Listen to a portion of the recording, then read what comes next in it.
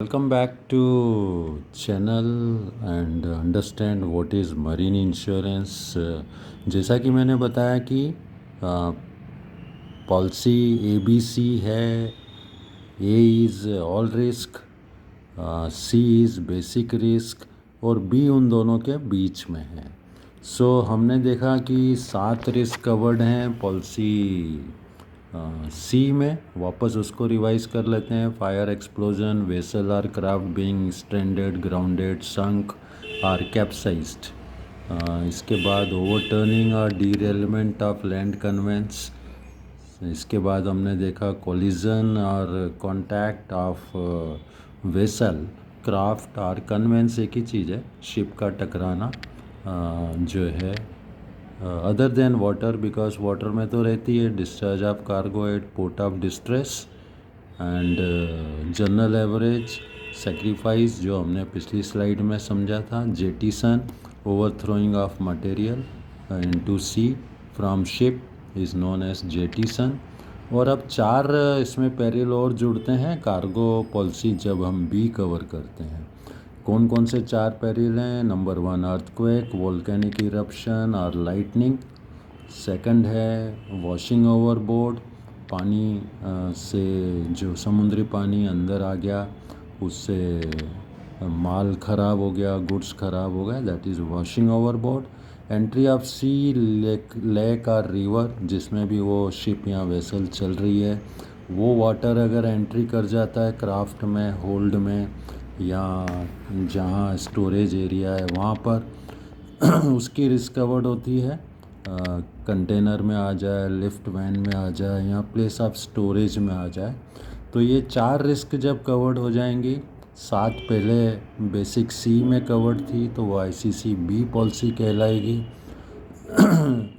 इसके बाद में जो नेक्स्ट रिस्क है पॉलिसी बी में वो चौथी रिस्क वो है total loss of any package lost overboard or dropped whilst loading on ship or unloading from the ship. तो ये 4 मिला के 11 रिस्क हो जाती है।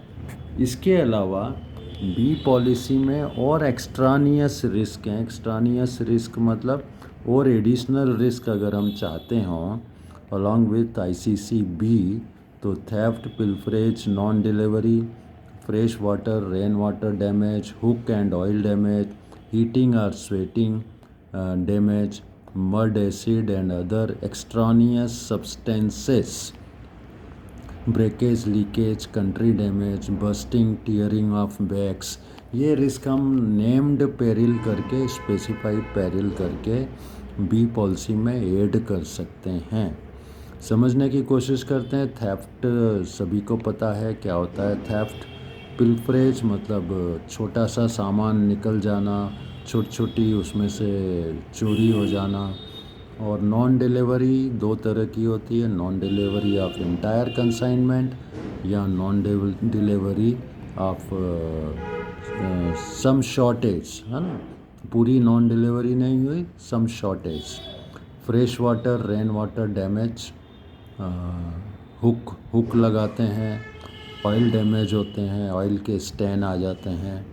हीटिंग, स्वेटिंग मतलब 2 सब्सटेंस एक साथ गुड्स को रखा जाता है, आपस में हीट जनरेट होती है। स्वेटिंग पसीना आता है।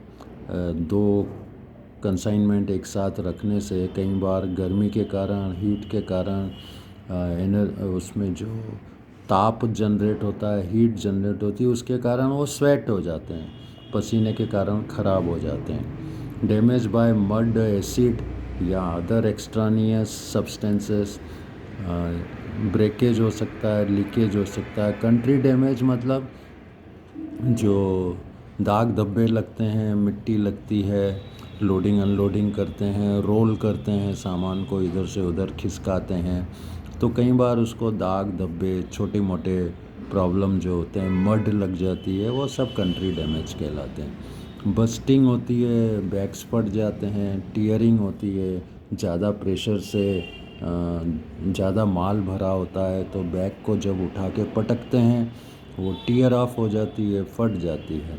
तो इस तरह के कोई भी स्पेसिफाइड रिस्क या पैरिल हम कवर कर सकते हैं जब भी पॉलिसी दे रहे हैं तो। लेकिन जब ऑल रिस्क पॉलिसी दे रहे हैं, मरीन ऑल रिस्क ICCA, तो ऑल इज़ ऑल, सब कवर्ड है। But remember, whenever we say all risk in insurance, it is never all risk, because all risk करना पॉसिबल नहीं है। हम लोग रूटीन लॉसेस कवर नहीं करते हैं, जो जनरली होते हैं वो कवर नहीं करते हैं, वियर टीयर कवर नहीं करते हैं, इंटेंशनल लॉसेस कवर नहीं करते हैं।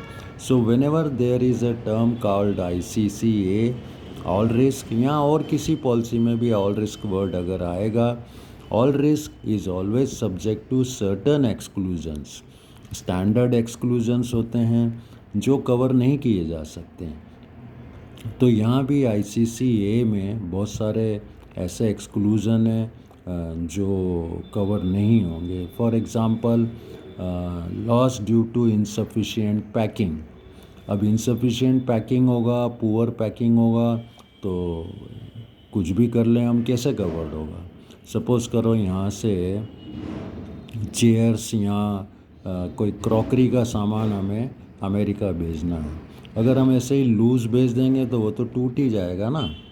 तो उसको प्रॉपरली प्रोफेशनली पैक करेंगे, तभी वो गुड्स हमारा ट्रांजिट में सही जगह से जाएगा, सही डिलीवरी होगी। So in marine insurance professional packing is must. अगर प्रोफेशनल पैकिंग नहीं करते हैं, स्टैंडर्ड पैकिंग नहीं करते हैं, कमोडिटी के हिसाब से पैकिंग नहीं करते हैं, तो loss is not payable. Secondly, loss due to delay, even though the loss is caused by insured peril, delay is never covered। जैसे बनाना है, पेरिशेबल गुड्स है, यहाँ से अगर पाकिस्तान जाएगा, अफ़गानिस्तान जाएगा और रास्ते में ट्रक का एक्सीडेंट हो गया, अब ट्रक को सुधारने में मान लो 5 दिन लग गए, 3 दिन लग गए, वो बनाना तो ख़राब होना ही है।